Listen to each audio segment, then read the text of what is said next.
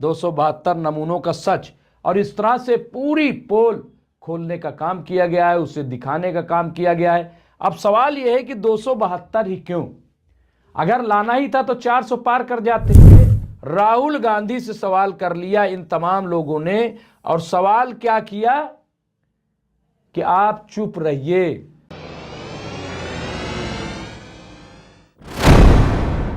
आदाब, मैं हूं मुमताज आलम रिजवी और मैं बात करूंगा 272 उन साबिक जजेस की और अफसरान की कि जिन्होंने सरकार की बजाय राहुल गांधी से सवाल किया।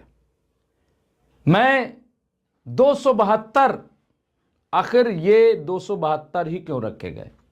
2 दिन से इस पे आप चर्चा सुन रहे हैं कि 272 इस तरह से जो अधिकारी हैं उनके बारे में कि उन्होंने इलेक्शन कमीशन या मोदी सरकार को खत लिखने के बजाय उल्टा जो अपोजिशन लीडर हैं, कांग्रेस के लीडर हैं, राहुल गांधी को खत लिखा, राहुल गांधी को कटघरे पे खड़ा किया, राहुल गांधी से सवाल पूछ लिया। लेकिन फिगर 272 क्यों रखी गई, आज हम इस पे बात करेंगे। 272 ही लोगों ने क्यों लेटर लिखा राहुल गांधी को? 272 आपको पता है कि ये जदुई आंकड़ा है सरकार बनाने के लिए।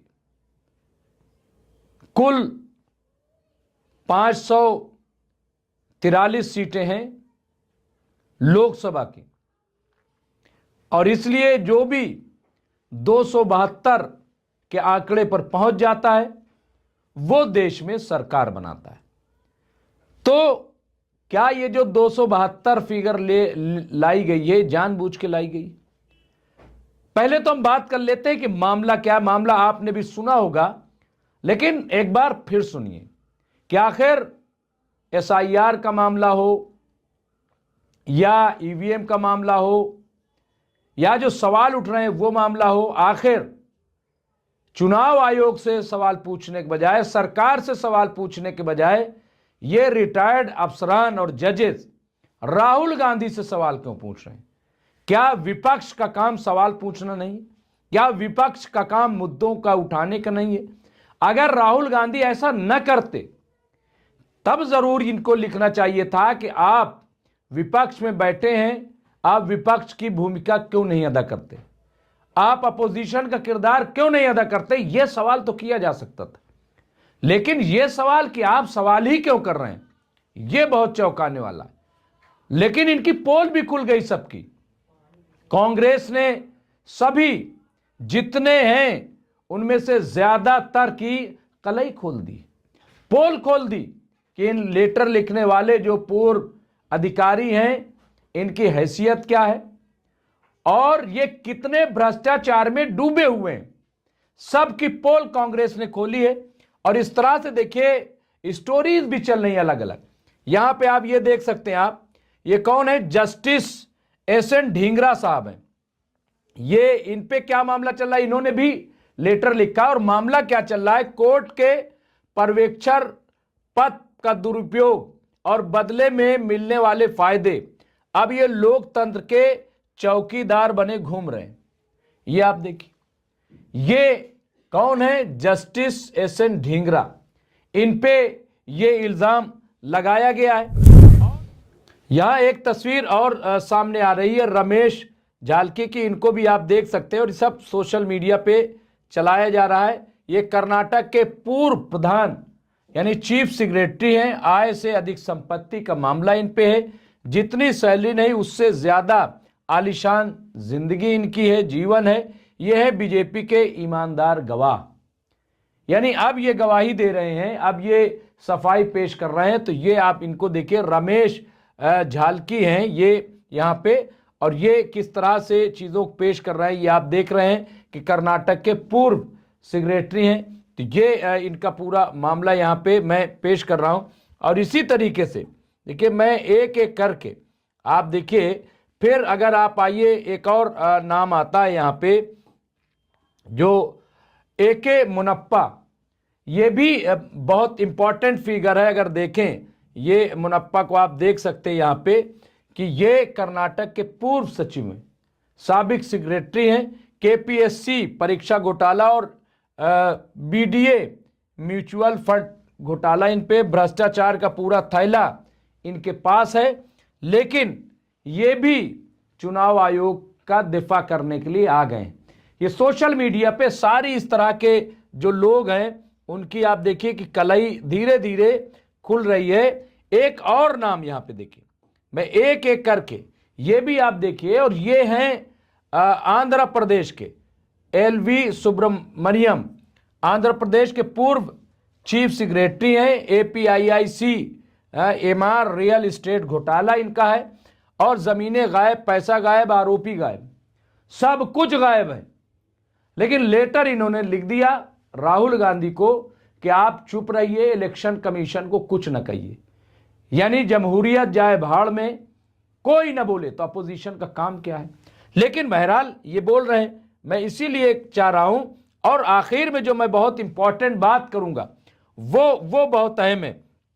इसके अलावा एक नाम और आप देखिए यहां पे, ये नाम भी बहुत इंपॉर्टेंट है। अब ये आरएन सिंह साहब का है, यहां पे आप देख सकते हैं, ये यूपी के पूर्व डीजीपी हैं, और इनके घर से इनकम टैक्स ने 3 करोड़ से ज्यादा कैश बरामद किए, 3 करोड़ से ज्यादा। ये सब सोशल मीडिया पे चल रहा है। और इतना कैश किसी डीजीपी के घर क्यों, ये सवाल उठाया गया। लेकिन आज चुनाव की ईमानदारी पर ये ज्ञान दे रहे हैं। तो ये भी आप देखिए, इस तरह से पूरा इस तरह के मामला जो हैं वो चलाए जा रहे हैं, और एक के बाद एक चीजों को सामने लाया जा रहा है। तो यहां पे मैं इसीलिए चाह रहा हूं कि एक एक करके चीजों को आपकी खिदमत में पेश की जाए कि आप देखिए किस तरह से। और देखिए ये टोटल जो तस्वीरें यहां पे सामने लाई गई हैं, ये आप देख सकते हैं कि 272 का यहां पे फिगर है।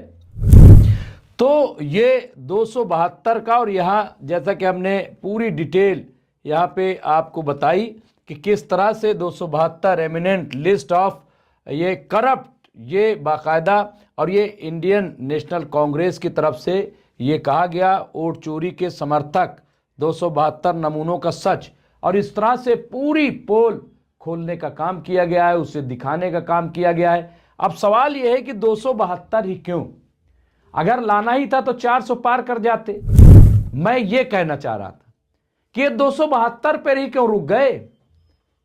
क्या देश में कैद है? अच्छा, सबसे बड़ी बात जो है, इंपॉर्टेंट बात यह है कि इनमें से ज्यादातर लोग आरएसएस के बाकायदा सरगर्म मेंबर हैं, रुकन हैं, ये वो लिख रहे हैं।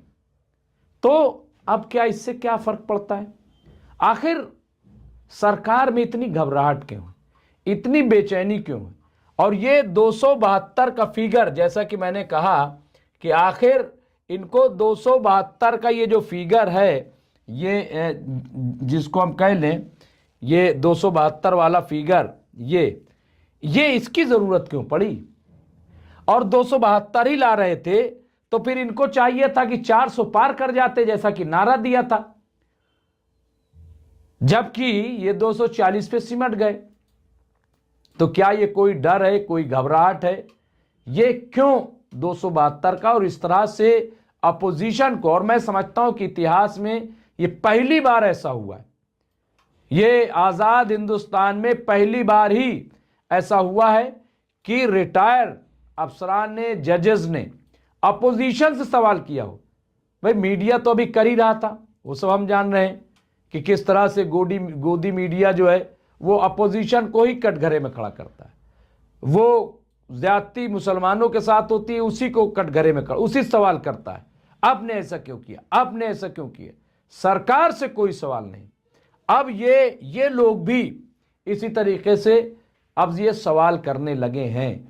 इनको लगा होगा कि कहीं राहुल गांधी की तरफ से अफसरान सामने ना जाए तो पहले ही दे दो, क्योंकि अपोजिशन की तरफ से कई ऐसे अफसरान हैं जो गाहे बगाहे सरकार से सवाल करते रहते हैं, उनको लेटर लिखते रहते हैं। लेकिन इस बार जरा से मामला उल्टा हो गया, सरकार से सवाल न करके, इलेक्शन कमीशन से सवाल न करके राहुल गांधी से सवाल कर लिया इन तमाम लोगों ने। और सवाल क्या किया? कि आप चुप रहिए, आप जबान न खोलिए, तो विपक्ष क्या करेगा? अपोजिशन का काम क्या है? तो फिर अपोजिशन ये खत लिखते कि अपोजिशन को खत्म करो, हाँ, सब कोई इस्तीफा दे दे और इनकी कहीं कोई जरूरत नहीं पड़े। तो ये सारे लोग एक्सपोज हो गए हैं। और इसलिए मैं गुजारिश करूंगा तमाम दीगर रिटायर्ड ऑफिसर से कि वो इनके मुकाबले में खड़े हों, वो इनको एक्सपोज करें कि ऐसा क्यों कर रहे हैं। ये अपोजिशन का काम सवाल उठाना है, मीडिया का काम सवाल उठाना है, लेकिन इनका काम ये नहीं है कि उसको चुप करें। सवाल करना है तो सरकार से करें। बहरहाल जो भी होगा हम आपकी खिदमत पेश करते रहेंगे। देखते रहिए एमएमसी न्यूज़ इंडिया। बहुत बहुत शुक्रिया।